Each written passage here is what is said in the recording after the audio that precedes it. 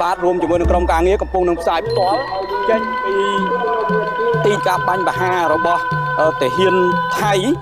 ដើម្បីជាទីសវត្ថរបស់យើងនៅទីក្រុមការងាររាជរដ្ឋាភិបាលកម្ពុជាចោះជួយខេត្តបន្ទាយមានជ័យហើយក៏មានការអញ្ជើញរៀបចំពិធីដង្ហែមកកាន់មេនទីសម្រាប់បូជាបាទបូការសម្រាប់រំលែកមរណទុក្ខក៏ដូចជាកម្មវិធីបុណ្យនេះចំនួនប្រមាណជា20លានរៀលផងដែរតែគាត់ចូលរួម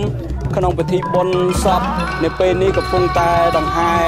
ប្រតិសិនទៅតាមប្រពៃណីទំនៀមទម្លាប់នៃពុទ្ធសាសនាខ្មែររបស់យើងនឹងជុំវិញទីបច្ឆាបាទទីបច្ឆានៅក្នុងទីអារាមស្ថិតនៅក្នុង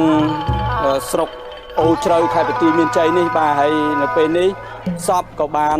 ដែលបានស្លាប់បាត់បង់ជីវិតដោយការបាញ់ប្រហារពីសំណាក់យោធាថៃនៅពីព្រះសង្ឃក៏ដូចជាតាអាចារ្យរួមជាមួយថៃមកខាងតែប៉ុណ្ណោះអញ្ចឹងការហើយទុកតែក្រុមការងារលុកតែគាត់ខ្មុតក្រាញ់មមាលគ្មានចេតនានៃការបង្កអំពើហិង្សាណាមួយជាមួយនឹងប្រទេសជិតខាងទេតែ